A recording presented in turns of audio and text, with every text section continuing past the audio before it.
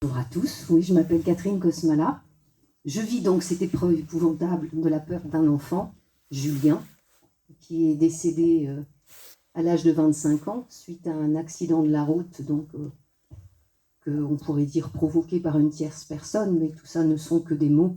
Et ce qui est important, en fait, c'est l'événement, quelle que soit la façon dont l'enfant est parti, dont notre enfant est parti. En fait, ce qui reste après, c'est effectivement cette souffrance indicible auquel on en parlait un peu en aparté tout à l'heure, on s'accroche parce qu'elle représente la vie, la présence de notre enfant, et il nous semble que si on la lâche, c'est comme si on lâchait notre enfant. Alors on s'y accroche, on la montre, on la tient comme un fanion. Tu vois, je souffre, comprends, je suis un parent qui souffre. J'ai été cette personne, j'ai été cette maman.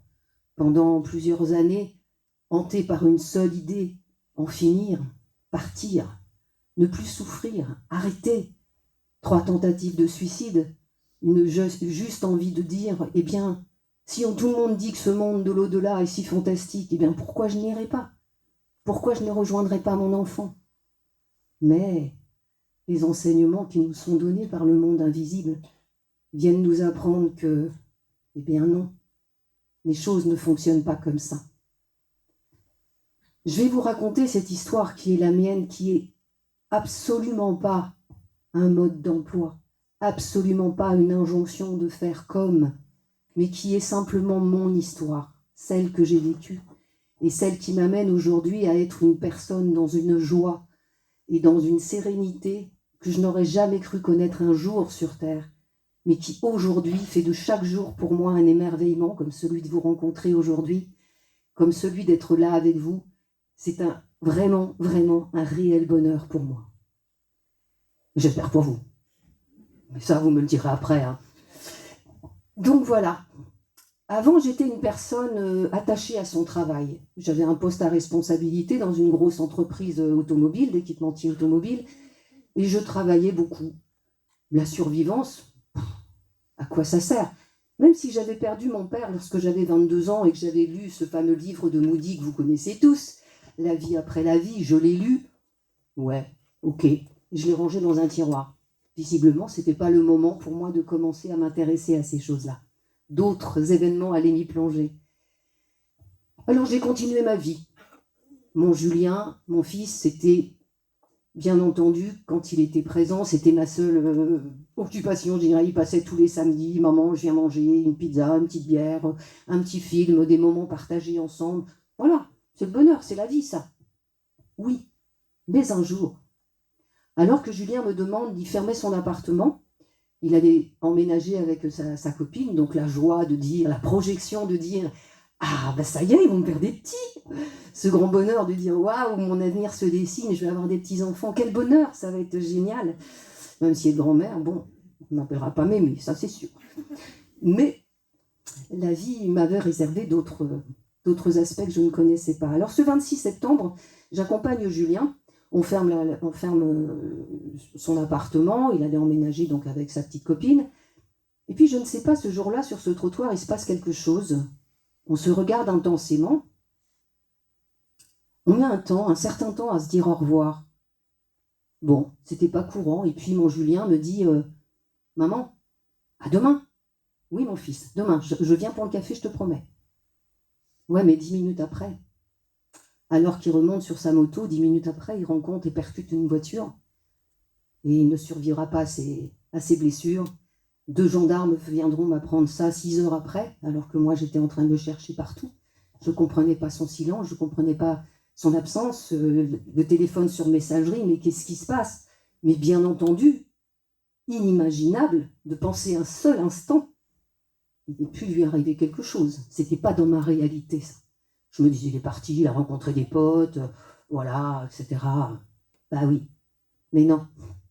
La police arrive et le coup près tombe. Bien entendu, je sais que parmi vous, il y a des gens qui vivent, qui ont vécu ça. Bah, c'est même pas un monde qui s'écroule, c'est une réalité dont on ne veut pas. Tout simplement. On ne veut pas ça. Non, c'est pas possible. Et il est minuit. on me dit, maintenant, tu vas aller te reposer. Dormir? Mais vous êtes fous. Plus jamais je dormirai. C'est le dernier jour de ma vie avec lequel j'étais avec mon enfant. Il ne doit jamais finir. Il faudra l'intervention, effectivement, d'un médecin qui me donnera la pilule chimique qui m'emportera vers ce premier jour de ma vie sans mon fils. Alors, je ne vais pas vous raconter vers quoi je suis passée, comme je vous le dis, parce que vous le savez, pour certains, la douleur, ce qu'on appelle les maladresses des gens qui disent « mais t'inquiète pas, ça va aller mieux, le temps efface bien des choses, on en guérit ». Je vous passe tout ça, parce que c'est pas nécessaire de parler de tout ça, on l'a tous vécu quand on perd quelqu'un. C'est pas de la malveillance, c'est pas de la méchanceté.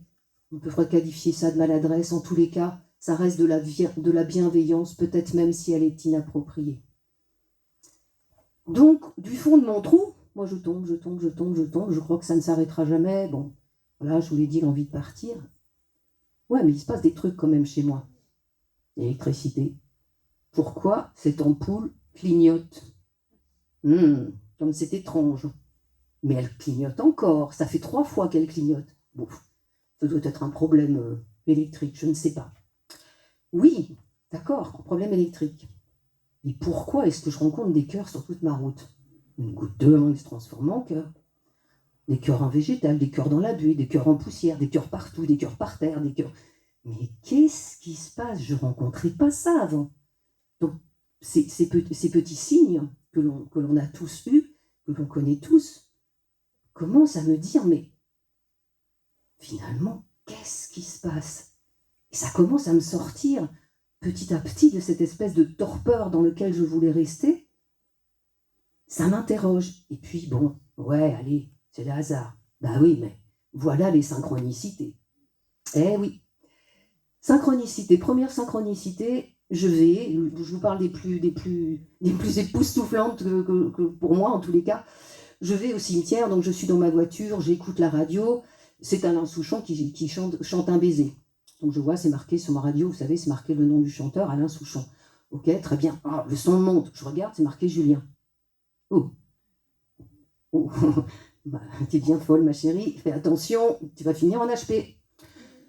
Et puis le son baisse, et le son remonte, et le son baisse, et le son remonte. Mais je me dis, mais qu'est-ce qu'elle a, cette bagnole? Mais c'est pas possible. Et c'est toujours marqué Julien, et le son baisse. Je me dis, et si c'était Julien qui essayait de rentrer en contact avec moi? J'avais rien, aucune connaissance de ça. Mais je me dis dans ma réalité, pourquoi pas? Je dis, Julien, c'est toi. Le son remonte, puissance complète, et redescend. Il n'y avait personne dans la voiture, je n'avais pas peur du ridicule, hein. Mais je me sentais quand même un peu conne. Hein. Mais je dis à Julien, qu'est-ce que tu veux, Julien? Et le son remonte sur un baiser. Il redescend. Ah oui, il se passe vraiment des trucs bizarres, des chœurs, de l'électricité, une voiture qui chante toute seule, parce que même quand le moteur était fermé, ça était éteint, les portes fermées, ça chantait tout le temps. Waouh, il se passe des trucs. Ok. Là, je commence quand même à vraiment sortir de cette torpeur, à me dire, il va falloir... Je dis, mon Julien, c'était quelque part, je te promets, hein, t'en as pas fini avec ta mère, hein, moi je vais te retrouver, je te garantis, je vais te retrouver. Et puis un autre jour, je suis au volant de ma voiture, je vais à mon travail, je suis dans les bouchons. Allez, je me dis, il n'y a toujours personne qui m'entend. Allez, j'essaye. Julien, c'est maman. Allô, tu m'entends? Écoute, je suis dans ma voiture, là. Quand j'y pense. Je suis dans la voiture. Et ben voilà, tu sais, lundi, c'était mon anniversaire. Et puis, cette année, tu ne l'as pas souhaité, quoi. Bien sûr, je comprends. Et puis, tu sais, vendredi, je pars en déplacement et j'espère que tu seras avec moi. Je m'en arrête là. D'un seul coup, un camion me double sur la droite et pile devant moi. Vous retrouvez les... J'ai pris des photos. Vous retrouvez les photos dans mes ouvrages, si ça vous intéresse. Et sur ce camion, il y avait comme une petite carte postale. Il y avait un petit garçon qui était assis en tailleur et c'était marqué « Bon anniversaire et bon voyage ».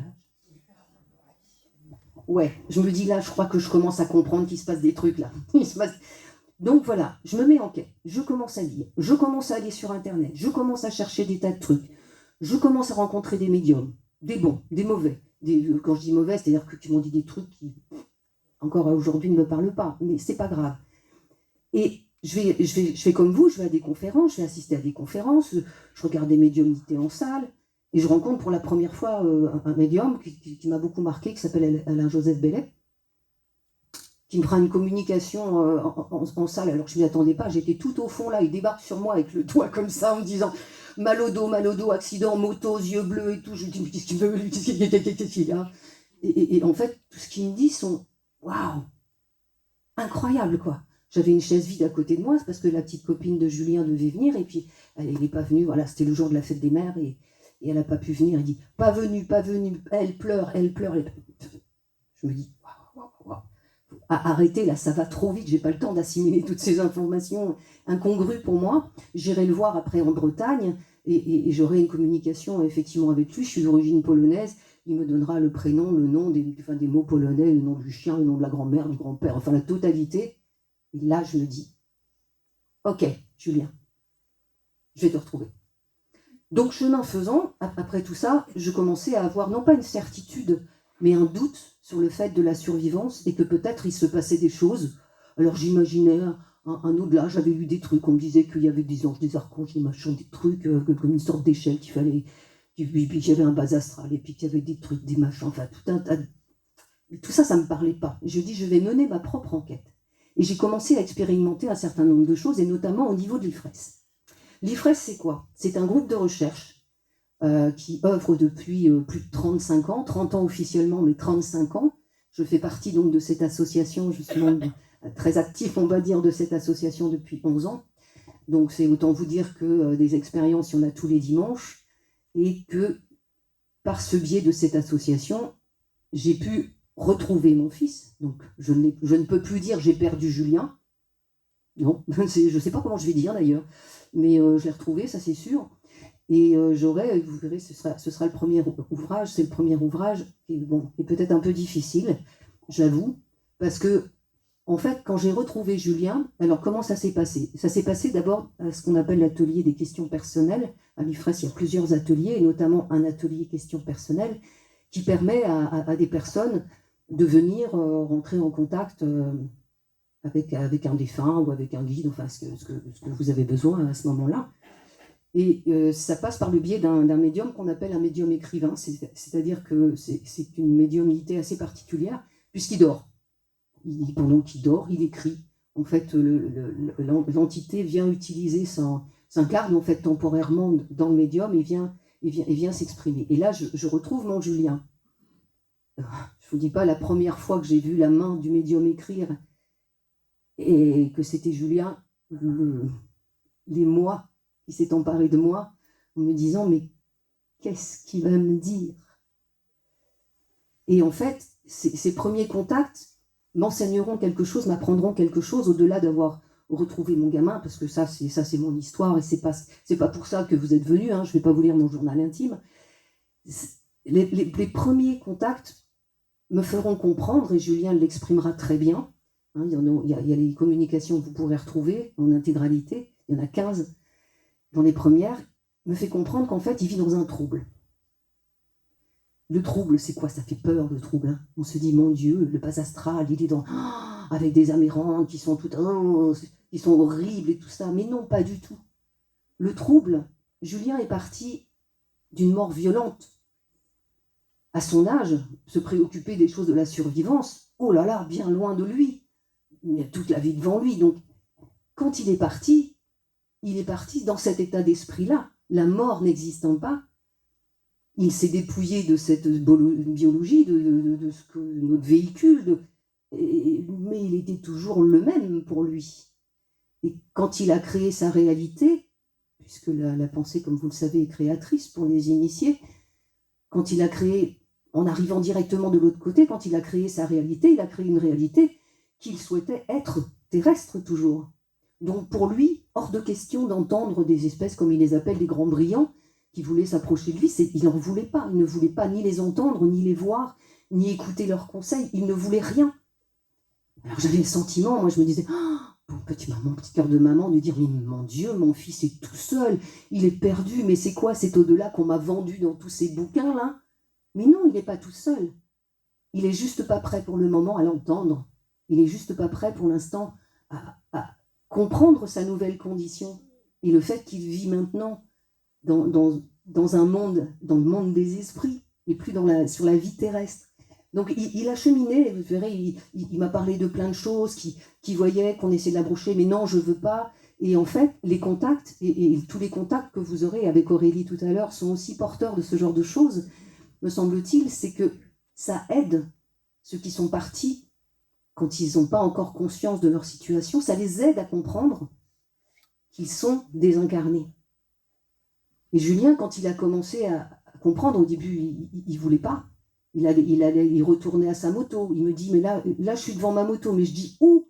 Il était à la casse. Parce que on voyage à la vitesse de la pensée de l'autre côté. Donc dès s'il pensait à moi, hop, il se retrouvait à la maison et il voyait maman pleurer. Il essayait de me prendre dans ses bras. Il me hurlait, maman, je suis là, je suis vivant. Je n'entendais pas, bien sûr. Je continuais dans mon chagrin, pensant l'avoir perdu à jamais. Et puis, il repensait d'un seul coup à l'accident. Il se retrouvait sur les lieux de l'accident. L'ambulance, il se retrouvait dans l'ambulance. Il revenait à la maison. Il ne savait pas du tout. Et il voyageait à la vitesse aussi vite que ses pensées arrivaient dans son esprit. Alors, il ne comprenait pas. Et donc, petit à petit, on a commencé tous les deux, j'ai commencé à lui expliquer que, voilà, il n'est pas mort, puisque ça n'existe pas, mais que notre relation va devenir quelque chose de différent. Mais que notre relation existe toujours.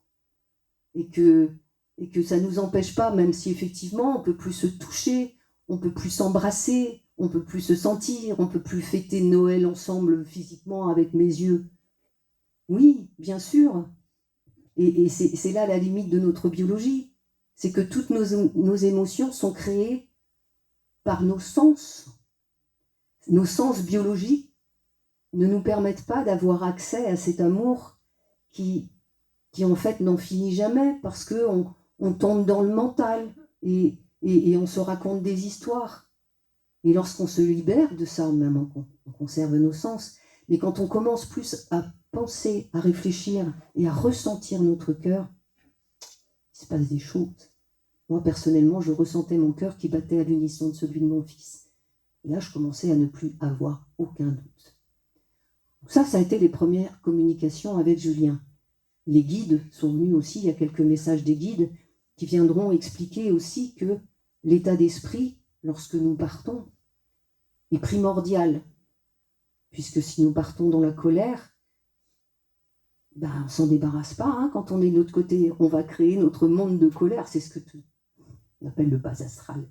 Mais ce n'est pas un bas astral, c'est exactement que lorsque vous êtes ici sur Terre et que vous nourrissez de la colère, vous êtes dans un état bouillonnant de colère, de rancœur, et vous êtes approché par des gens qui sont dans la colère et dans la rancœur de la même façon que vous. Et quand on part et qu'on n'est pas préparé, qu'on n'est pas préparé à ce monde subtil, qui est bien plus puissant que ce que l'on pense, donc on ne connaît qu'un tout petit fractal, eh bien on part avec ça. Et on crée cette réalité-là. Quand on est ouvert comme vous le faites, quand vous vous donnez la chance, comme vous tous ici, de pouvoir peut-être avoir un regard différent sur cet autre monde, au moment du départ, nos idées amènent à dire « Ah ouais, c'est vrai, j'avais appris ça » et on est amené directement vers cette connaissance, vers ce grand tout qu'on appelle et on commence à entendre les guides qui commencent à faire ce que Julien fait aujourd'hui, c'est-à-dire voyager. L'autre fois, j'essaie de la voir, il me dit « Oh maman, j'ai un tout petit peu, hein, parce que là, je vais au Pérou. » Comment tu voyages au Pérou, mon fils? Il y a des bus là-bas, comment ça se passe? Il me dit « Maman, c'est comme des grands tuyaux. Tu sais, je rentre dans un tuyau et hop, on arrive dans des endroits où on nous y emmène. » Je dis « Vous êtes nombreux ?» Il me dit « Maman, innombrables. » Mais qu'est-ce que vous faites là-bas?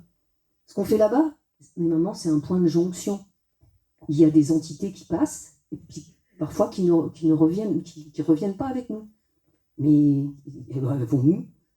C'est l'évolution, tout ça, c'est la pluralité des mondes. Il existe plein de mondes, il existe plein de terres identiques où on vit des choses différentes, comme il me racontera que sur une terre, il a vu qu'on était toujours, nous, en train de manger un bon poulet, comme il m'a dit. Donc il y a des terres où effectivement il est présent, d'autres terres où il n'est pas là, mais en tout cas, il y a une espèce de pluralité des mondes, où il y a un monde où, je me rappelle, il nous avait expliqué qu'il y avait des plantes qui étaient jaunes, et que c'était très curieux pour lui. Alors, j'en ai pas encore compris le sens, je l'ai peut-être ressenti mais pas compris, ça vous parlera peut-être. Oui, quand il s'approche de la plante, il a l'impression qu'il en fait partie. Et qu'est-ce que, plus tard, effectivement, ces conversations avec Julien aussi m'ont fait comprendre, c'est que nous sommes sur Terre en déplacement, quelque part. Parce qu'on ne vient pas de là. Vous le savez, nous sommes des êtres incarnés. Donc nous sommes des entités. Bonjour, messieurs, dames, les entités. Nous sommes tous des entités incarnées dans une biologie. Et nous appartenons tous à cette même source qu'on nomme Dieu, qu'on nomme la source, qu'on nomme l'origine, comme on veut. En tous les cas, nous appartenons tous. Nous sommes tous issus de cette source unique. Et chaque contact, avec Julien, par exemple, l'invite à se personnifier pour que je puisse le reconnaître. Et comme il me dit, à partir du moment où le contact est terminé, il est bien autre chose. Il n'est plus Julien, le jeune homme, il est autre chose. C'est comme si, on pourrait trouver une image, c'est comme si le grand tout, c'est l'océan, et lorsqu'on crée un contact, c'est comme si on crée une vague sur l'océan. Il reste attaché à l'océan, mais il devient une unité le temps du contact et replonge dans le grand tout, dans cet océan, une fois que le contact est terminé. Ce que j'ai compris aussi de l'autre côté, il me fera comprendre qu'on garde sa personnalité. On garde, c'est ce qui permet, dans les contacts médiumniques, de les retrouver. Sinon, comment ferait-on pour identifier cet être cher ou cet enfant qui est parti? Ils gardent leur personnalité. Julien était taquin, il l'est toujours. Hein. Il est des fois infernal, je suis même encore obligée de le gronder, son âge quand même. Mais je suis toujours obligée de lui dire, Julien, tu vas te calmer, oui, ça suffit. Allez, raconte ce qui se passe.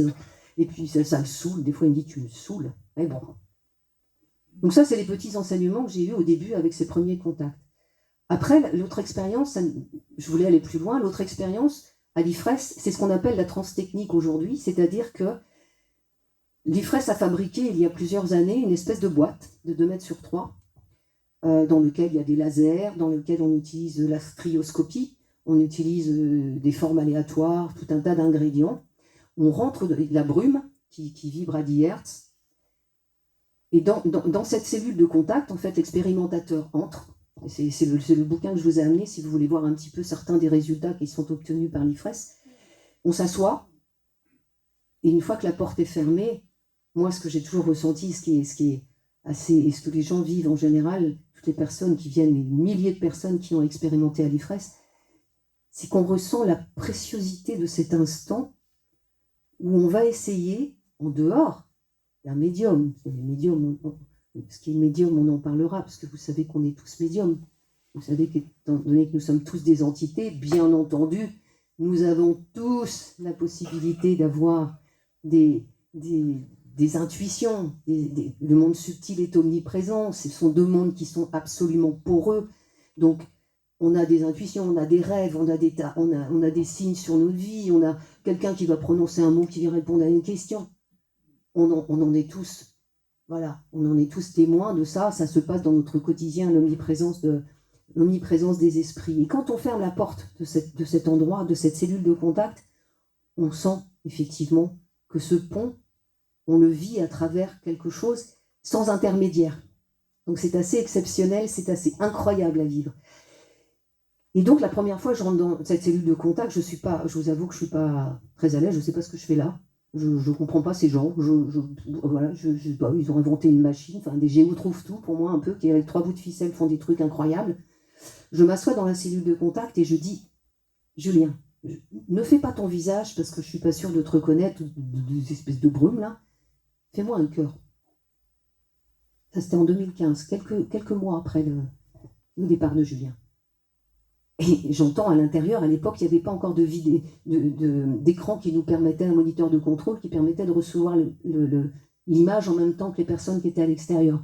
Et j'entends un brouhaha, waouh! On ouvre la porte, il n'y a pas de poignée à l'intérieur, on ouvre la porte.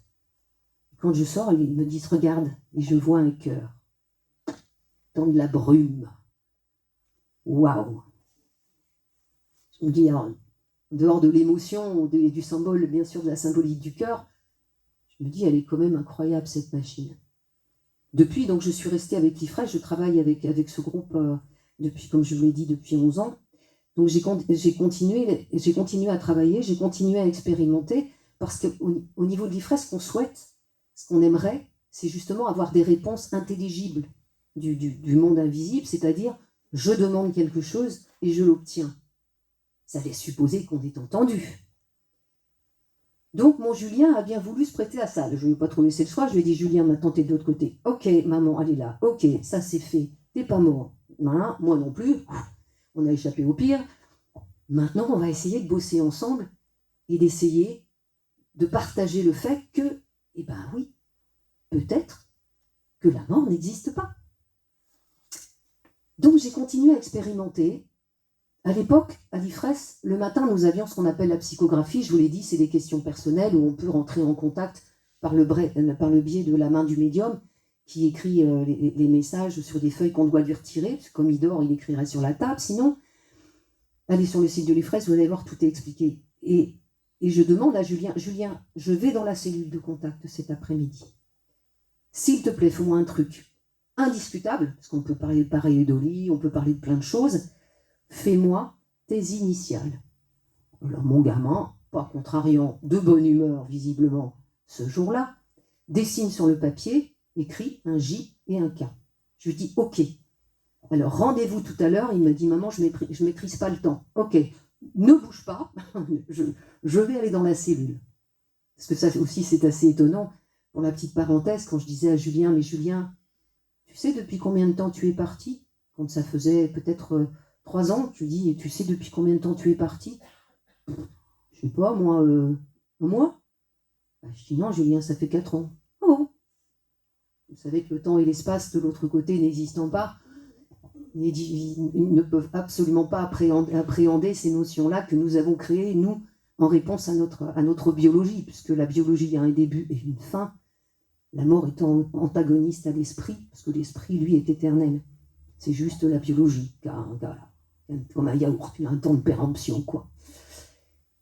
Et donc, je dis à Julien, voilà, ne bouge pas, je vais dans la cellule. Je vais dans la cellule de contact,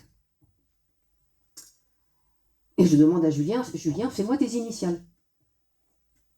J'attends, et j'entends à l'extérieur Joël qui fait la relecture, parce qu'en fait, nous enregistrons les images, c'est un enregistrement qui dure 8 secondes, 60 images par seconde, 80 images par seconde, ce qui fait 640 images à relire image par image, donc ça prend un quart d'heure.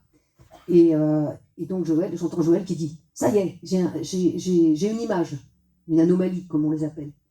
Ça me met sur le moniteur de contrôle. Bingo! Qu'est-ce que j'ai eu?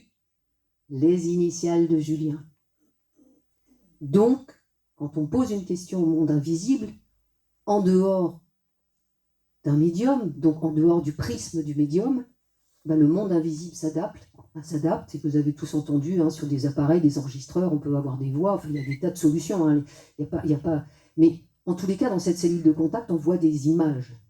J'aurai à la suite de ça un visage, le visage de Julien, c'est le visage qui est gravé sur la stèle au cimetière, il me fera le même visage, on fera une superposition des images pour voir, et en fait, l'écart des yeux, enfin tout exactement, ça se superpose parfaitement, c'est exactement le visage de Julien. Je lui demanderai de faire des mains, il m'a fait des mains, je lui ai demandé de faire le V du motard, il m'a écrit le V, il a fait le V du motard. Tout un tas d'images comme ça, qu'on appelle des réponses intelligibles par un appareil, cette cellule de contact. Depuis 2 ans, nous avons créé ce qu'on appelle un larynx virtuel. Le larynx virtuel, c'est un appareil qui nous a été aussi soufflé par le monde invisible, parce que oui, je ne vous ai pas dit, bien entendu, tout ça ne sort pas de notre pauvre petit esprit. Le monde invisible a dessiné les plans de cette cellule de contact, nous invitant à la fabriquer. Bien entendu, ils ne nous disent pas, vous mettez une vis de temps, machin, etc.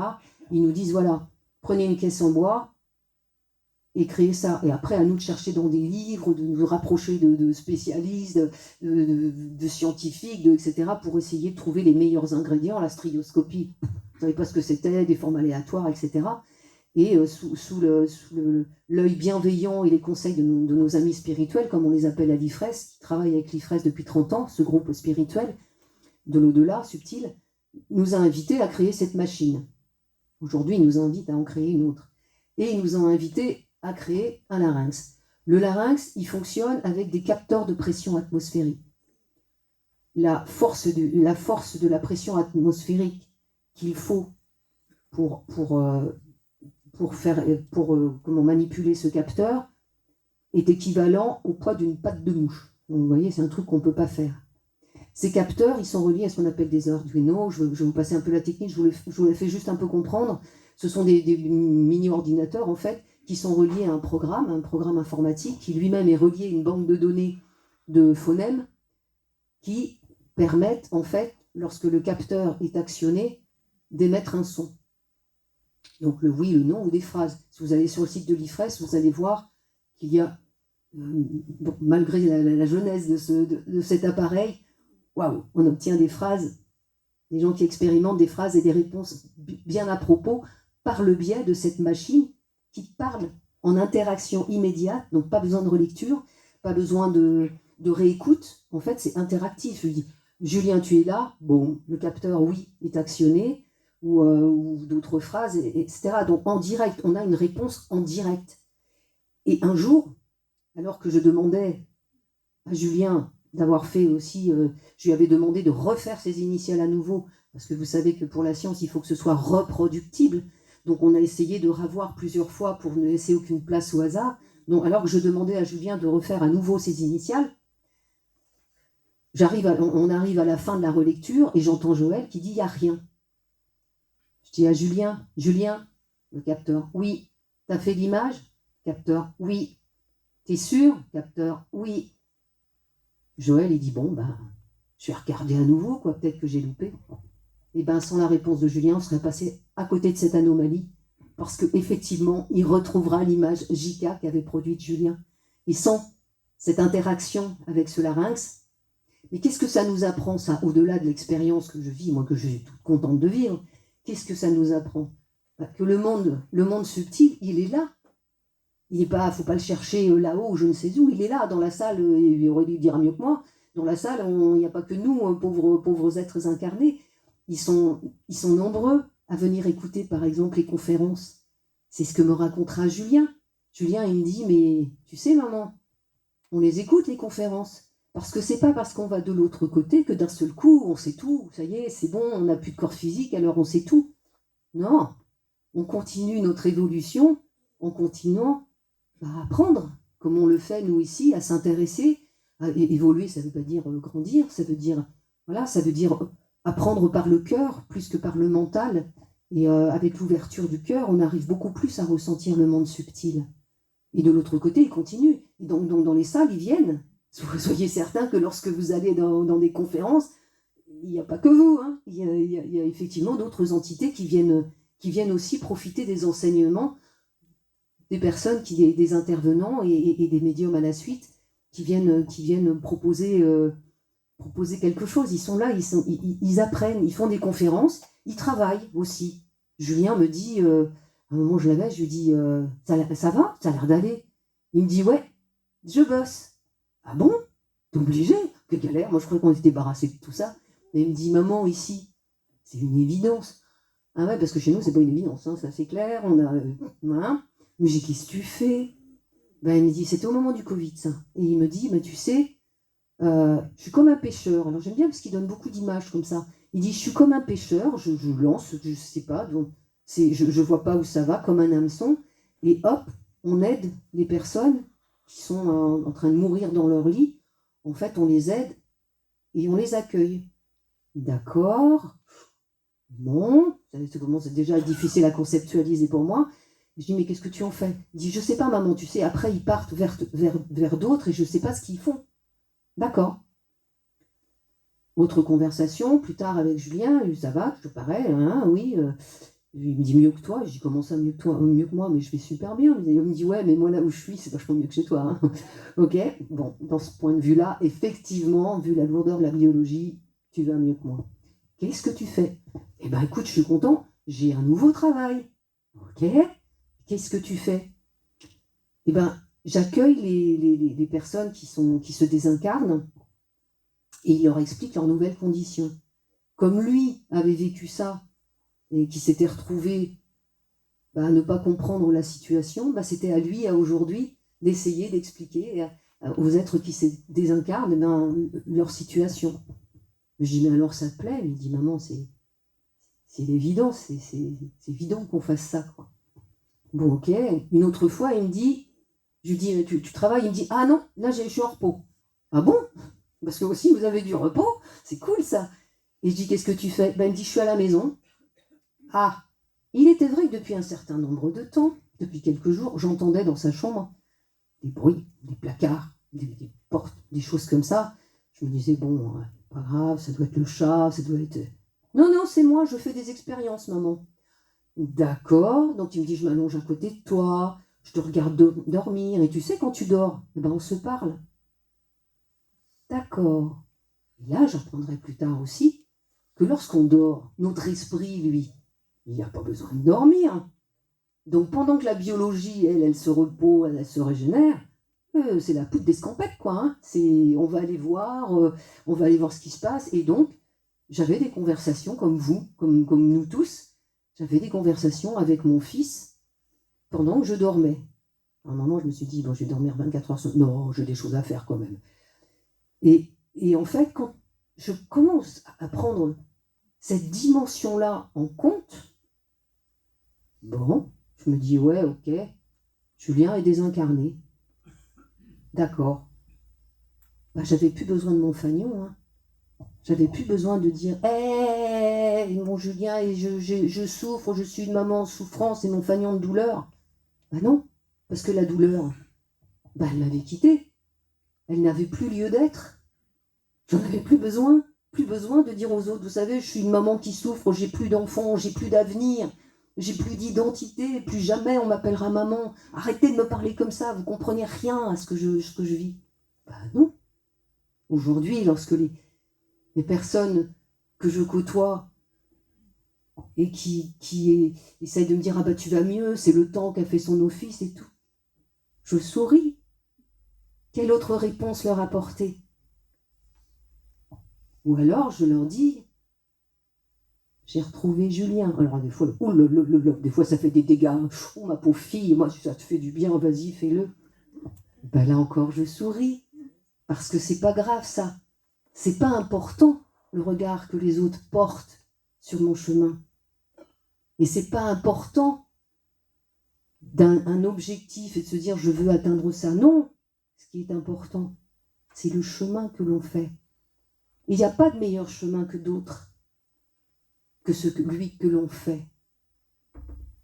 Aujourd'hui, si je vous parle de tout ça, c'est parce que je vais super bien. Et il est important pour moi d'aller dans les associations, parce qu'au-delà de mes mots, vous pouvez voir que je vais très bien. Et ce que je vous propose, en fait, c'est ce voyage que j'ai fait à travers des dimensions que j'imaginais même pas. C'est aussi de garder une certaine forme de discernement. Parce que lorsqu'on a des messages, que ce soit des médiums ou autres, ce qui est important, c'est pas les mots du message, c'est l'essence du message. C'est celui qui va s'adresser à votre cœur. Et votre cœur, c'est là que se trouve votre esprit. Et quand votre cœur, lorsque vous ressentez, ça vous est tous arrivé, j'en suis sûre, lorsque vous ressentez une situation, il va y avoir une synchronicité, il va y avoir un signe, vous ressentez un petit palpitement dans le cœur, vous ressentez un émoi. Eh bien, votre esprit vous dit que c'est bien quelque chose qui vous est destiné.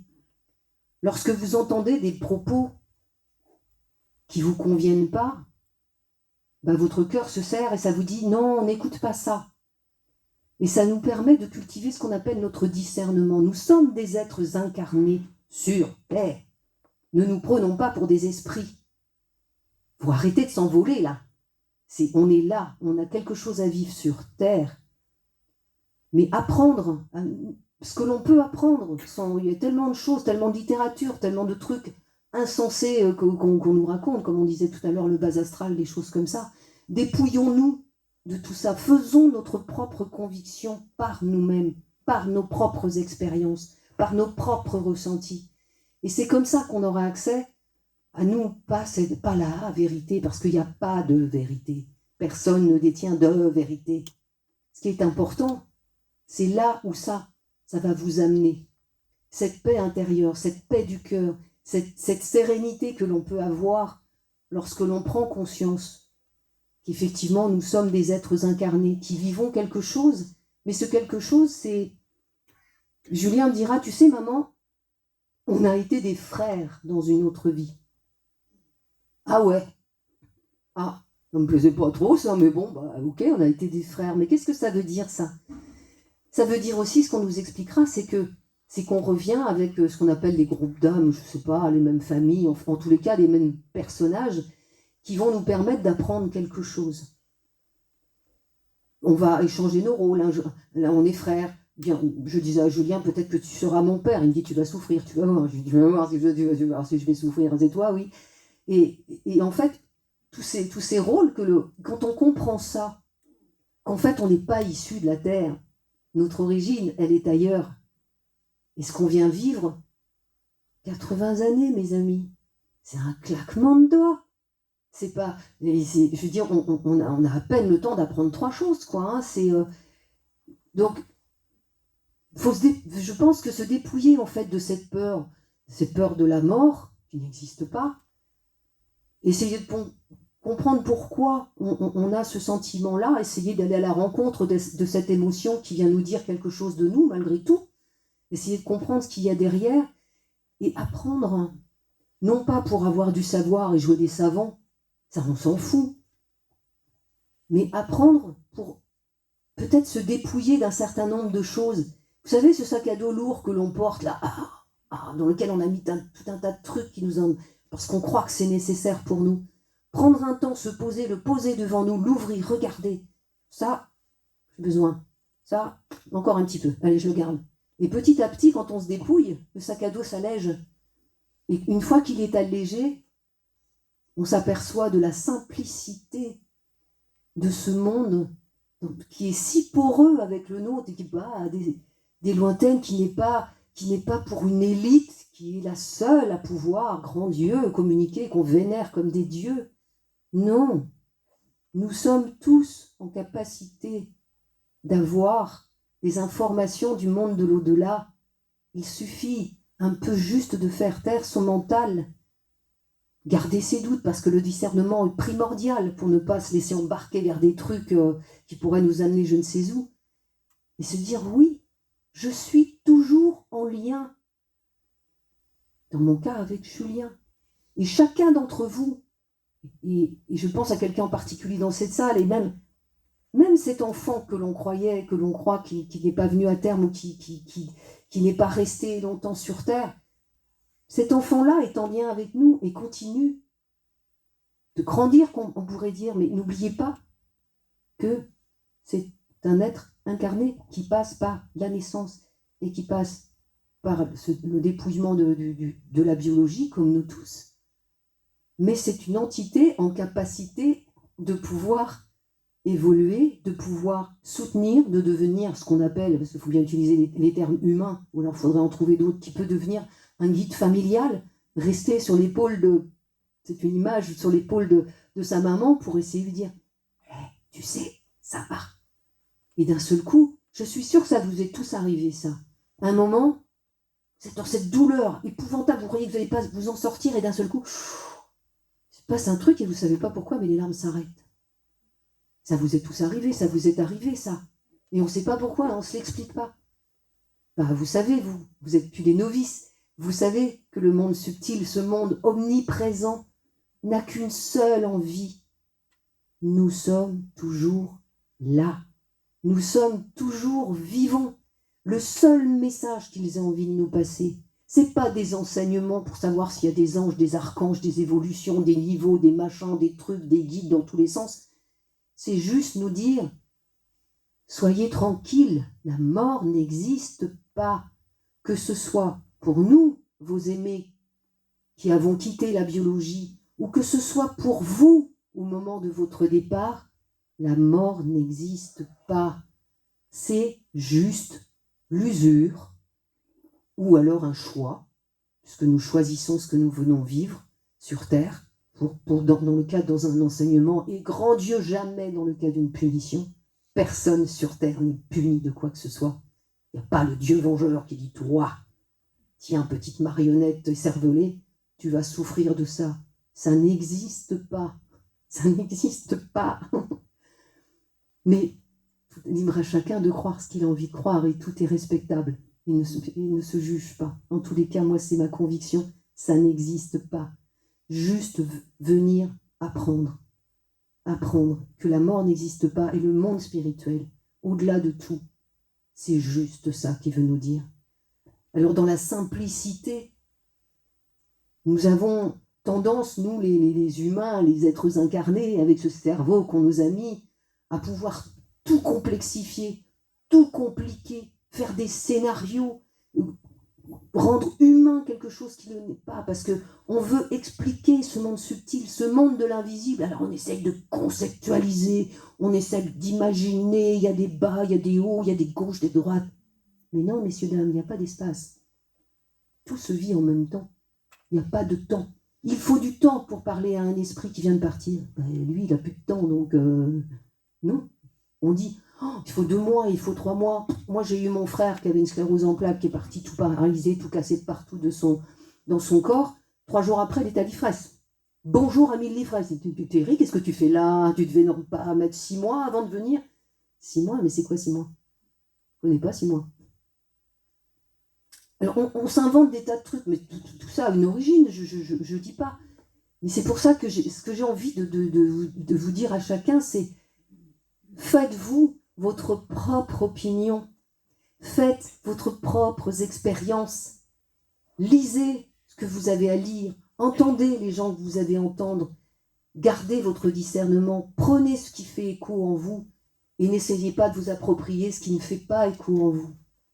Et ce qui est important, c'est ce chemin qui nous amène à dire « Ah ouais, moi aujourd'hui, comme vous me voyez, c'est la vie.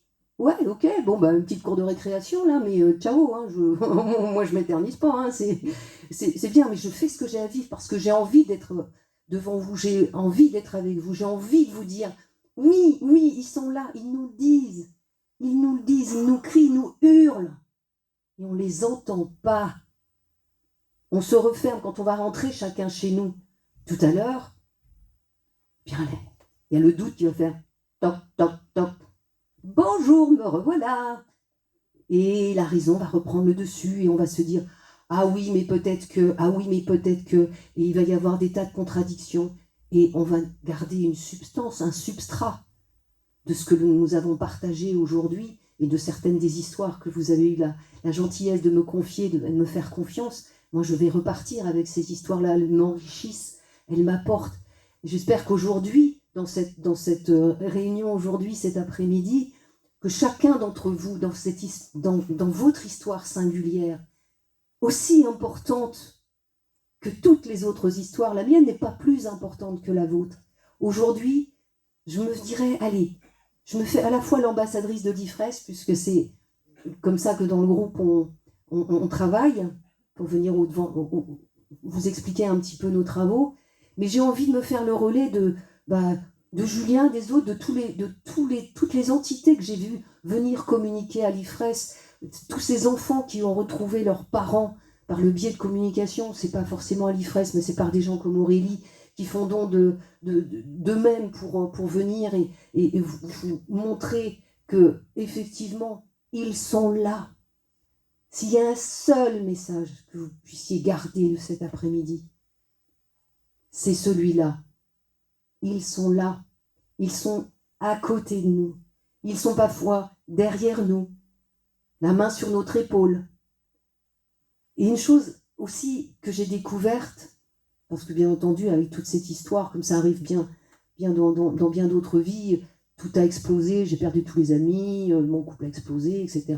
J'ai changé complètement de vie, j'ai abandonné mon travail, je suis devenue le troubadour de la survivance et je viens devant des gens et j'essaye de partager, j'essaye d'écrire, non pas pour moi, je m'en fous, C'est juste la substance du message qui est à l'intérieur que j'ai envie de vous partager, parce que j'ai eu le bonheur de pouvoir vivre ces expériences par moi-même, de pouvoir avoir, tout en gardant mon discernement et les pieds sur terre, je suis humaine, ok, ça me va, je reste là, ouais, ok, le corps fait souffrir, et ben il fait souffrir et ça fait rien. Oui, il y a des gens qui râlent, oui, il y a des guerres qui s'annoncent, oui, mais c'est la vie terrestre, ça. Et comme moi, je ne peux rien faire pour les guerres, vous pouvez, je ne crois pas. Eh bien, ce que nous invite le monde invisible aussi à faire, c'est à rester positif, même dans l'adversité. Parce que vous avez entendu parler de ces notions d'égrégore. Parce que on se tourne tous vers ce qui nous fait peur, la guerre, la douleur, la souffrance. On est naturellement, nous les humains, attirés vers ces parties-là, où il y a les faits divers, les choses comme ça. Concentrons-nous sur la beauté de qui nous sommes, ces êtres incarnés, courageux, parce que nous avons choisi d'être là. Ces êtres, non pas pour vivre la douleur, la souffrance, parce que ça, c'est pareil, on n'aura pas le temps aujourd'hui de parler de tout ça, mais c'est aussi peut-être se retirer de la tête, de se dire, voilà, j'ai perdu mon enfant, donc c'est parce que j'ai dû être quelqu'un de mauvais dans une vie antérieure. S'enlever ces notions-là, s'alléger de ce sentiment-là, et considérer, oui, cet événement est arrivé. Le karma, c'est pas le karma à chacun des parents. Je ne sais pas s'il y a des parents ici qui ont perdu des enfants, qui vont sûrement les retrouver d'ailleurs. Mais c'est pas le karma de dire tu dois perdre ton enfant. Non, non, pas de punition de la sorte. L'événement qui se produit dans nos vies nous amène à essayer d'aller vers un autre chemin que celui qu'on empruntait jusque-là. C'est juste une invitation à faire autre chose, mais c'est pas une punition, il n'y a rien derrière de maléfique et de pernicieux. L'événement se produit, et il y a ce que le monde invisible appelle les possibles autonomes. N'oublions pas que nous interagissons les uns avec les autres. Cette femme qui a pris cette voiture, et Julien qui a pris cette route, c'est une interaction entre les deux. C'est ce que le monde subtil appelle les possibles autonomes. Un possible autonome, c'est quelque chose qui arrive parce que deux êtres humains ont pris une décision et la rencontre des deux a créé un événement. Mais cet événement, il n'était pas inscrit sur notre route parce qu'est-ce qu'on se dirait sinon? Je suis venu sur Terre, moi, pour accepter que mon enfant meure. Mais qui peut accepter ça? Qui peut se dire, le nombre de mamans que j'ai entendu dire ça en disant mais je suis forcément une mauvaise maman parce que j'ai accepté que mon enfant meure. Mais enlevons ces concepts humains et posons un regard, même un tout petit peu. C'est quelque chose qui se fait petit à petit. Essayons de poser un autre regard. Et cet événement, où il m'amène? Dans mon cas, il m'amène vers vous. Vers vous. Parce que le seul message à retenir, je vous assure mes amis, c'est la mort n'existe pas. C'est nous sommes des êtres exceptionnels, des êtres incarnés. Le bon, le bien ne sont que des notions humaines. Nous venons tous de la même source. Nous sommes tous cette petite vague issue de l'océan, mais nous sommes tous l'océan. Donc, se juger, c'est quoi se juger? C'est juger la vague de l'autre qui provient de ce même océan. Donc, c'est comme se juger soi-même. C'est pas facile à faire, hein. C'est pas facile, hein. On a juste envie d'aller égorger celui qui nous dit des trucs qu'on n'a pas envie d'entendre. Alors moi, j'adopte le sourire maintenant, pour m'éviter pour m'apprendre à ne plus aller dans ce jugement de cette autre petite vague qui est tellement similaire à moi. Bien sûr, on me pose souvent la question, ouais, mais Hitler, machin, tout ça. Je ne rentre pas dans ces débats parce que j'ai ma conviction et elle ne reste que ma conviction. Mais déjà, si on fait juste ce pas de dire je suis là, je vais sur le chemin de traverse. Comment je me sens si je laisse ma douleur là? Et qu'est-ce que ça m'apprend? Et commencer à ouvrir les yeux du cœur et fermer ceux du mental.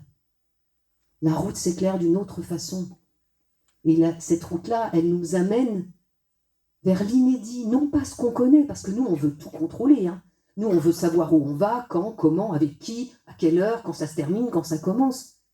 Donc on veut tout contrôler. Donc on reste sur les acquis de nos connaissances, de tout ce qu'on nous a enseigné, de notre éducation, de nos croyances, de toute notre histoire. Mais si on fait un pas de côté et qu'on laisse ça là, juste, mais pas trop loin, hein, parce qu'on peut y retourner, hein, attention, on ne peut pas s'en laisser, et qu'on regarde les choses différemment, et qu'on commence à s'ouvrir à la possibilité que ce soit autre chose, tout ça. Et en gardant l'humilité de se dire, en fait, je ne connaîtrai jamais ce monde de l'au-delà. Je vais juste appréhender quelque chose. Mais ceux qui disent des vérités, bon, c'est tant mieux pour eux. Hein. Je suis ravie qu'ils connaissent tout, hein, mon Dieu. Quelle chance d'être sur Terre et de tout connaître, alors que de l'autre côté, ils ne connaissent pas tout. Mais bon, admettons. C'est pas grave. Ce qui est important, c'est ça. C'est que la route que l'on fait, celle que l'on va commencer à éclairer avec notre cœur, c'est comme si on sortait d'une forêt, vous voyez, une forêt avec des ronces, on s'esquinte, on se fait mal, le soleil il est caché, donc il n'existe plus, on ne le voit plus, on a l'impression de ne plus avoir lumière, que le monde s'acharne contre nous, et on nourrit ces scénarios, et on nourrit notre mental de ça, on abîme notre corps, puisque, vous le savez, les mots qui ne sont pas prononcés, les mots TS sont les mots que le corps MAEX va prononcer à un moment, à un autre, parce que ces mots, ils doivent être prononcés, ils doivent être dits, et le corps va l'exprimer à un moment ou à un autre. Ça ne veut pas dire qu'on va échapper à tout, bien entendu. Il y a la génétique, il y a tout ça, il y a tout un tas de cas que nous ne maîtrisons pas, qui font que sur notre route, on rencontre des bobos, bien entendu. Et si on prend juste l'instant de se dire, vous voyez, moi j'aimais à me dire, quand la souffrance, elle faisait dire « Coucou Catherine, je ne t'ai pas oublié », je me positionnais et je me disais « Écoute, la vie sur Terre, c'est quand même pas si long. Je sais que les humains cherchent l'éternité. Bien leur prennent, hein. Moi la pilule, je n'apprends pas. Hein. Moi j'apprends ce que j'ai à apprendre et puis après je continuerai dans cet autre monde à évoluer, puisque nous continuons à évoluer, bien entendu, comme nous le faisons sur Terre. Et bien finalement, c'est pas un gros effort d'essayer de faire attention à l'autre. C'est pas un gros effort d'essayer de faire taire notre ego et puis d'arrêter de croire qu'on sait tout et que finalement c'est nous qui détenons la vérité et qu'on connaît tout parce qu'on a lu dans le livre machin ou dans le livre de Catherine Kosmala et puis qu'elle raconte cette bêtise-là et puis qu'on va la répéter. C'est pas ça qui est important. Je dis ce qui est important, c'est dans chacune des choses. Moi j'ai lu des livres aussi et il y a l'essence du message que mon cœur m'a dit, ça, peut-être tu peux creuser. Et ne rien prendre comme des vérités, puisque la vérité, désolé, elle n'existe pas. Hein. Chacun d'entre nous, ici, en détient un petit bout. À nous, tous ensemble, on fait un grand puzzle. Mais il est loin d'être complet. Et même avec l'aide du monde spirituel, qui fait partie du même puzzle que nous, puisqu'il n'y a pas de séparation. Quand je dis à Julien, t'es derrière le voile, il me dit, maman, il est où le voile? Je ne le vois pas. Comme lorsque je lui ai dit, Julien, va dans la lumière. Maman, la lumière, il n'y a plus d'yeux, il n'y a plus de bouche, il n'y a plus rien. Donc... je vois pas. Bon, ils utilisent nos sens hein, lorsqu'ils veulent s'approcher de nous et qu'ils veulent voir. N'ayez pas peur, mais ils utilisent nos sens. Ils arrivent à voir grâce à nos sens. Mais tout ça, tous ces mots, toutes ces choses, mais je vous dis encore une fois, qui ont une raison d'être, hein, comme tout un tas de choses. Mais ce qui est important, c'est de garder son discernement et de prendre et de se construire nous-mêmes, parce que nous sommes propriétaires et responsables de nos vies. Ne cherchons pas de coupables ailleurs. Là, c'est lui qui... Non, dans une dispute, un conflit, on est combien? Minimum 2. Il y en a un bon et un mauvais? Ce serait étonnant. Et commencer à se poser ces questions-là, et peut-être aussi réveiller cette boîte à outils qu'on a tous en nous. La compassion. Écoute, la bienveillance, ce sont des mots, ce sont des mots humains, donc, mais ils ont du sens pour nous.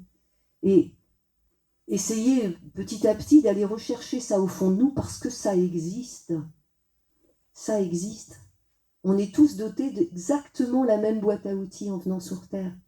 Mais on choisit ses outils pour construire sa vie. Certains font des cabanes super élaborées, à peine accessibles. D'autres font des petites cabanes toutes simples accueillant le passant. C'est chacun d'entre nous qui détermine son chemin et personne d'autre que nous. Nous avons les clés, à nous d'ouvrir les portes. Mais ce n'est pas, encore une fois, Catherine Kosmala qui vous le dit. C'est juste mon cœur qui parle le vôtre. Et c'est juste ce que je ressens, ce que j'ai appris depuis toutes ces années, à travers toutes ces communications, Et je me suis rendu compte qu'effectivement, il y avait beaucoup de choses, et peut-être qu'on devrait dépoussiérer un peu tout ça, parce que ça date de vieux. Peut-être un peu de renouveau dans tout ça, un peu d'interrogation, plutôt que de prendre tout cuit ce qu'on nous dit. Faites vos propres expériences. Et là, aujourd'hui, je vois que vous êtes en chemin pour le faire. Vous ne seriez pas ici. C'est que quelque part, il doit y avoir peut-être de la curiosité, oui. Qui c'est celle-là? Il y a une Paris, là, de quoi qu'il vient nous causer. Eh bien, c'est juste une maman qui a vécu un chemin qu'elle pensait impossible. Une maman qui pensait que la seule solution pour s'en sortir, c'était mourir. Et aujourd'hui, bien, je vous assure que je suis dans une joie, encore une fois, et un bonheur. C'est possible. Tout est possible. Nous avons le champ des possibles devant nous. Et ce champ des possibles, c'est à nous de l'emprunter. Et personne d'autre ne le fera à notre place. Mais en même temps, sachez que aucun d'entre nous n'est dans l'inactivité. Quoi que nous fassions, nous avançons, même sans nous en rendre compte. Mais nous avançons. Et un jour, on sortira de cette forêt pleine de ronces. Et quand on verra cette clairière, on regardera le chemin parcouru. Et même s'il en reste encore, on sera fiers de nous. Je vous remercie pour votre attention et je suis là pour répondre à vos questions. Merci à vous, merci.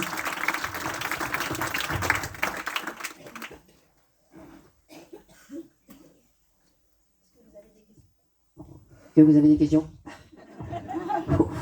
Vous êtes avec Stéphane Alix à l'IFRES. Ah non, c'est l'INRES. Ah, c'est l'IFRES. C'est l'INRES. Pas de question, vous avez tout compris. Et... Je suis trop forte. L'IFRES, vous savez ce que c'est exactement? Est-ce que tu peux développer un petit peu parce Oui, que je crois que oui, donc comme je vous disais, c'est un groupe effectivement de recherche. Nous sommes 9. Nous sommes 9 à tenir cette association, donc, comme je vous le disais, existe depuis 30 ans, qui a été créée. Les fondateurs sont Joël Uri, qui est donc le médium dont je vous parlais, qui est le médium écrivain, et Laurie Dutoit, qui est son binôme dans la médiumnité. Nous avons différents ateliers. Nous avons un atelier sur lequel on reçoit, qu'on appelle littérature, sur lequel on reçoit des entités qui viennent expliquer leur chemin de vie, qui donne lieu à des livres. Ce qui est incroyable, c'est que ça se passe une fois par mois, donc il y a une vingtaine de pages qui est écrite, l'entité revient le mois suivant et elle reprend exactement là où elle en était. C'est fabuleux, ça donne lieu à des livres qui sont sur le site de l'IFRES. Nous avons ce qu'on appelle aussi un atelier philosophique, c'est-à-dire que nous avons des thèmes philosophiques. Ça peut être c'est quoi la réincarnation, ça peut être parlez-nous de la pluralité des mondes, parlez-nous de sujets comme ça, d'Alain Kardec, des livres d'Alain Kardec, qu'est-ce qu'on en fait, et donc c'est la philosophie. La transcommunication dont je vous ai parlé, si vous voulez voir d'autres exemples, vous pouvez feuilleter mes livres aussi, hein, vous verrez ce dont je vous ai parlé, les initiales de Julien. Et cet album que je vous ai amené, qui est un extrait de toutes les images, des images les plus probantes que nous avons reçues avec cette machine infernale. Vous retrouvez l'image de la machine infernale dans mes livres, donc vous pouvez voir un petit peu les visages que nous avons. À consulter. À consulter, voilà. Sur la table. Sinon, vous pouvez l'acheter sur l'IFRES, mais je vous l'ai amené de l'IFRES. Et donc, il y a la transcommunication, et puis il y a l'atelier des questions personnelles, où on accueille des personnes qui viennent effectivement chercher un contact, et ce contact se fait par incorporation dans le médium, ce qui fait que moi, quand j'ai Julien, il sourit, des fois il prend le stylo, il fait des gris-gris sur le bras de Laurie, des fois il se retourne, il regarde sur à côté, il dit « Salut, t'es qui toi ?» Enfin, voilà. Mais vous pouvez regarder sur ifres.org ce que ça intéresse, tout est expliqué, l'origine de l'association, comment cette machine a été créée, sous les plans que nous ont dessinés les amis spirituels, le larynx, vous avez absolument tout. Vous pouvez joindre l'association, vous verrez, il y a l'email, etc. On vous répond toujours. On peut faire ces expériences aussi par Zoom. On a ouvert à Zoom parce qu'il y a des personnes qui viennent de très très loin. Donc on a des personnes de la Nouvelle-Calédonie qui viennent se connecter aussi et tenter l'expérience de la transcommunication à distance, puisqu'on essaye de faire aussi en sorte qu'eux puissent enregistrer le flux de la brume pour essayer de voir s'ils ont des images. Et ils en ont. Dans certains cas, c'est extraordinaire. depuis chez eux, ils en ont. Donc regardez, allez sur ifres.org et vous verrez, il y a tout, il y a même des textes, vous pourrez voir beaucoup de choses. Inscrivez-vous à la newsletter si ça vous intéresse, vous aurez tous les résultats en direct de chaque semaine. Voilà, ça avance beaucoup au niveau des expériences, transcommunication. Ouais, tu as raison d'ailleurs, excuse-moi Chantal, juste pour vous dire là où on en est au niveau de l'IFRES, cette cellule de contact, on a demandé à nos amis spirituels la dernière fois en technique, parce qu'on a des psychographies techniques, leur dire bon, est-ce qu'on peut améliorer la cellule de contact, qu'est-ce qu'on pourrait faire pour avoir de meilleurs résultats? Et ils nous ont invités à fabriquer une nouvelle cellule de contact, d'abandonner la cellule de contact en bois telle qu'elle est faite là et de construire une sphère. Donc ça va être une grande sphère qui va faire 3 mètres, dans lequel l'expérimentateur va rentrer. Elle sera complètement chromée, c'est eux qui nous ont expliqué tout ça. Hein. Elle va être chromée à l'intérieur de façon à ce qu'il y ait que la résonance du son et de l'image, des photons, en fait, soit renvoyée au centre et obtenir des résultats différents. Ils nous parlent même si on y arrive. Donc on va la fabriquer, je pense, d'ici la fin de l'année. Si on arrive à faire la deuxième version qu'ils nous ont proposée, mais on n'a pas la technique encore, à la faire vibrer à 10 Hz en totalité, bah, mes amis, on pourra voir les silhouettes à l'œil nu. Ce qu'on ne peut pas aujourd'hui, parce que c'est pas qu'on n'existe pas dans le flux de brume, c'est que notre œil, en fait, le temps que le photon il arrive à notre œil, que ça monte au cerveau pour qu'il interprète, l'image est fugace, elle est furtive, et donc elle n'est pas conservée, on n'arrive pas à la voir le temps que la réponse du cerveau arrive. Et que là, elle durera suffisamment longtemps pour qu'on puisse la voir à l'œil nu. Donc c'est une avancée incroyable, on est tous hyper à fond, on va la fabriquer en résine, il y aura une espèce de grosse porte comme les avions, avec quelques marches, on va rentrer dedans, on sera enfermé dedans, on mettra des lunettes parce que là cette fois, les lasers qu'on utilise, en fait, ils vont réverbérer dans la totalité de la cellule et donc être envoyés aussi sur l'expérimentateur, parce que ce que nous dit le monde subtil, l'expérimentateur fait partie des ingrédients du résultat. Notre émoi, notre énergie est un ingrédient indispensable pour obtenir ces choses-là. Sans expérimentateur, sans observateur, il n'y aurait rien. Donc là, on est en train donc si vous voulez suivre les travaux, on est en train de fabriquer cette grosse boule. Donc il nous fallait un nouveau local, donc on va déménager, il nous faut 4 mètres de hauteur pour pouvoir travailler dessus. Donc il a fallu qu'on trouve un local de 4 mètres de hauteur pour pouvoir tourner autour. J'ai hâte de la première expérience.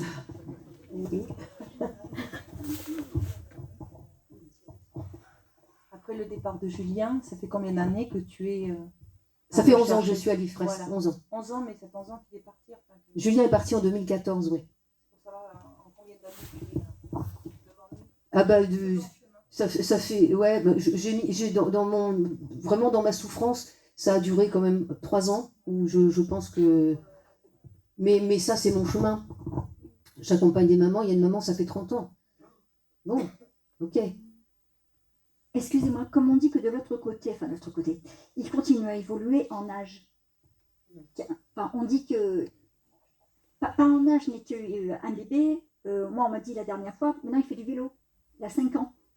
Donc, lorsqu'on, dans la cabine, en fait, on va les voir à quel âge, dans notre souvenir, le jour où ils sont partis, ou là où ils sont maintenant, en évolution. Alors la réponse va peut-être te surprendre, mais en fait c'est de la façon dont ils se souviennent d'eux.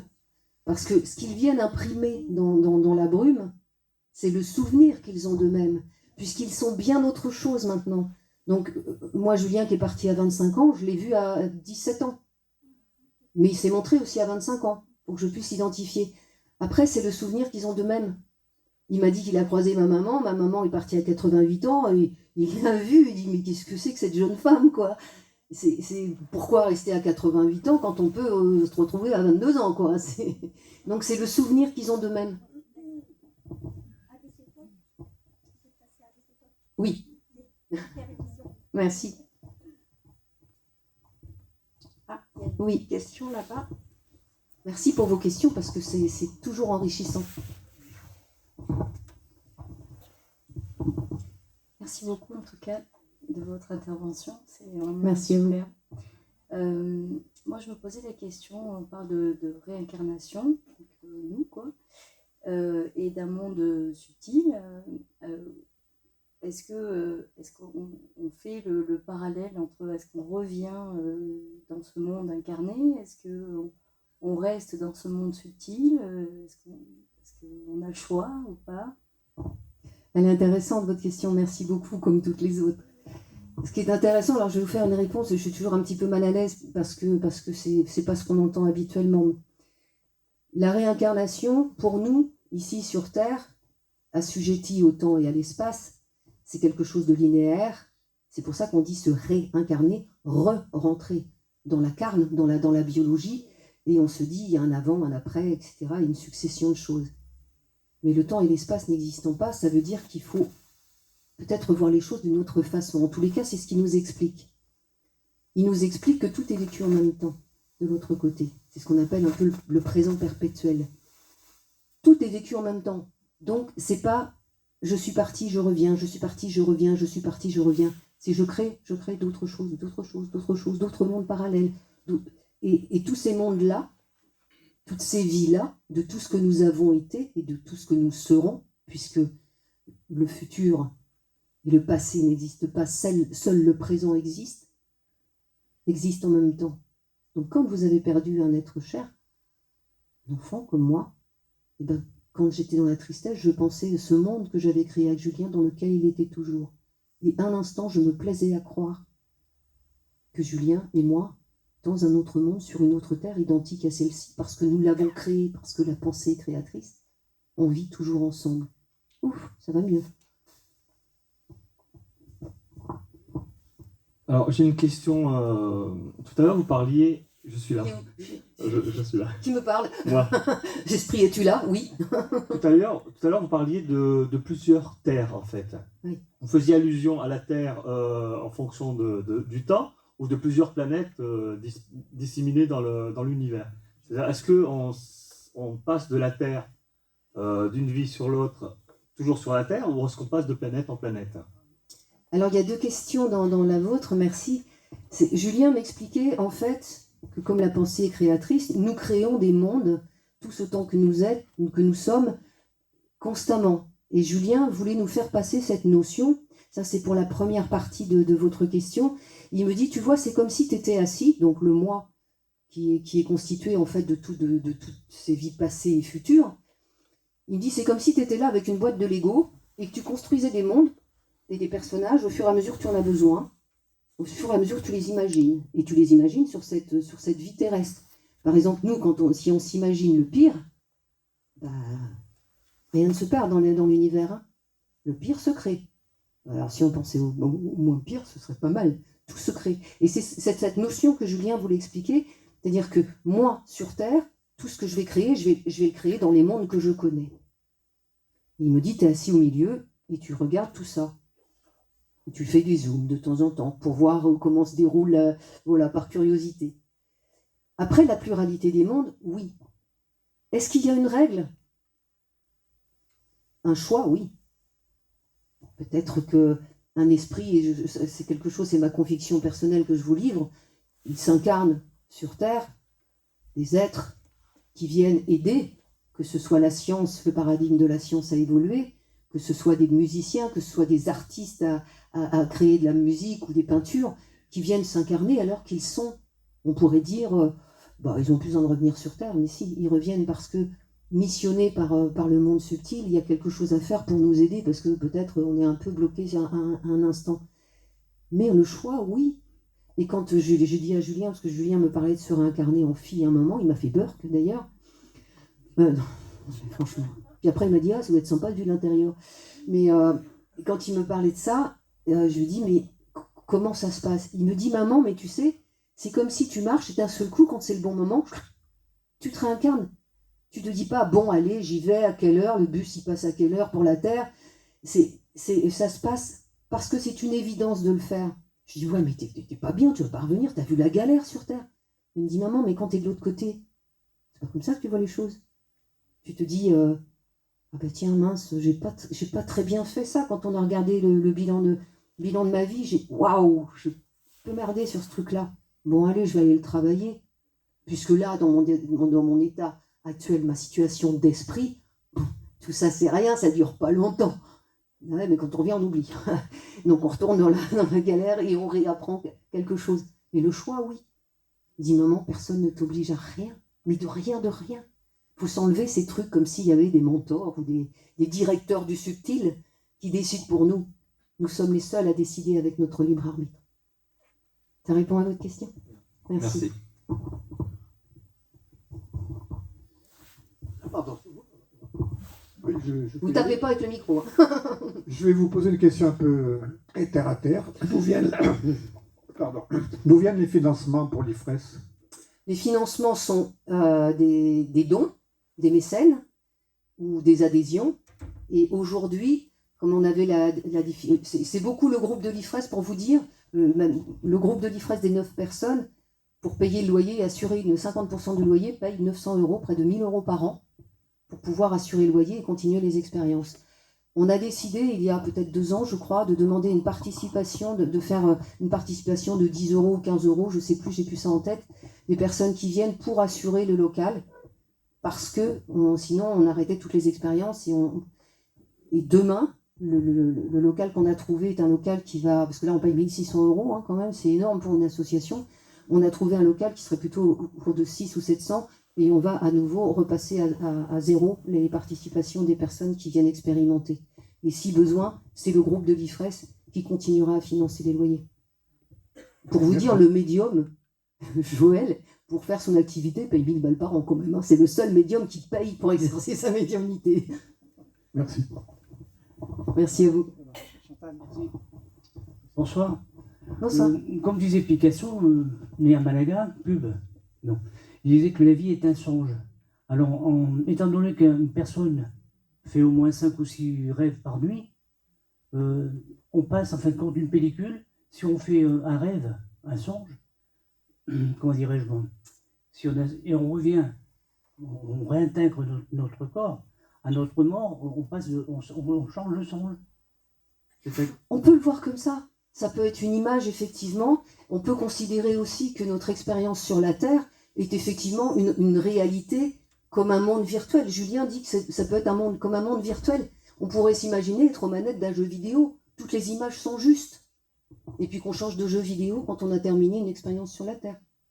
Et qu'on en prend un autre d'un niveau un peu plus évolué parce qu'on a compris un petit peu comment celui-là fonctionnait.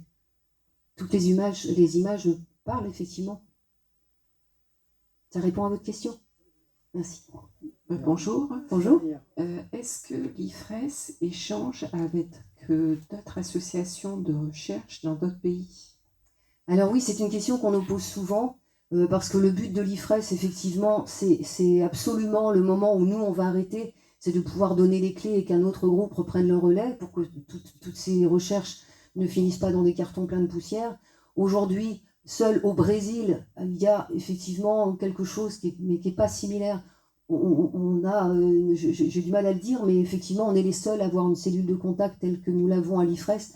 C'est pour ça que nous travaillons dans la confidentialité, que nous ne sommes pas dans la lumière, parce que loin de nous, cette idée de dire ouais, on est les plus forts, donc plus en fait on avance et plus on est discret et que ça se parle de bouche à oreille ou des gens qui sont un peu curieux de ces choses-là et qui nous cherchent.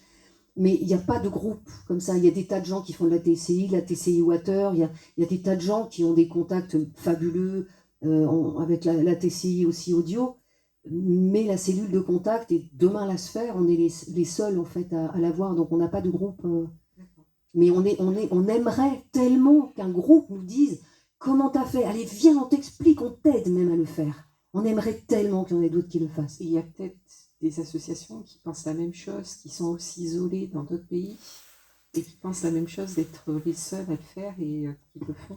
J'espère. Alors là, on demande au monde subtil de nous aider, parce que là, ça fait quelques milliers de kilomètres pour aller chercher l'association dont tu ne nous as pas donné le nom. Merci. Voilà, je crois qu'il n'y a plus de questions. Si.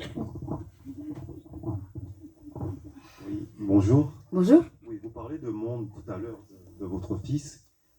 Est-ce qu'il n'y a pas d'entrechoc? Est-ce que ces mondes-là ne s'entrechoquent pas? Est-ce qu'il en parle ou pas? Alors, s'entrechoquer, non. Mais encore une fois, dans le monde subtil, il n'y a pas d'espace. Donc tout ce que nous, on conceptualise, vous voyez, quand on dit il y a un monde, on imagine un rond avec des petits bonhommes dessus, Oui. mais en fait, dans le monde subtil, non. Le monde subtil, c'est, et la physique quantique commence à nous aider à comprendre, c'est plus des ondes, des particules, des ondes, des densités, des intensités. Il n'y a pas de couleur, il n'y a pas de son de l'autre côté. La couleur, c'est une densité différente. Et le son, ce sont des interférences. Donc, effectivement, on conceptualise, donc on humanise en fait le monde subtil, mais en fait, c'est pas ça. Donc, il ne peut pas y avoir d'entrechoc. Oui, je parle de contenance parce que chaque chose a une contenance. Quand on remplit un verre, il y a une contenance. Donc, c'est pour cela. Oui, sauf que quand on va dans l'infiniment petit, on s'aperçoit que rien ne se touche. Et quand on regarde au niveau des particules et quand on regarde au niveau des atomes, on s'aperçoit que même si je m'appuie sur la table, là, s'il n'y avait pas ce monde infiniment petit, ben, je traverserais la table. Et en fait, ça se repousse, mais ça ne se touche pas. Dans l'infiniment petit, rien ne se touche. Et le monde spirituel nous invite justement à creuser. Là, on en est au niveau des quartz. On n'arrive pas à descendre parce qu'il faudrait inversement, proportionnellement, plus on va dans l'infiniment petit, plus il faut des appareils gigantesques. Donc on n'est pas encore en capacité, mais ça viendra un jour, à aller voir dans l'infiniment petit. Donc rien ne s'entrechoque. D'accord. Merci. Voilà, je crois que c'est fini. Merci à vous, merci Lady.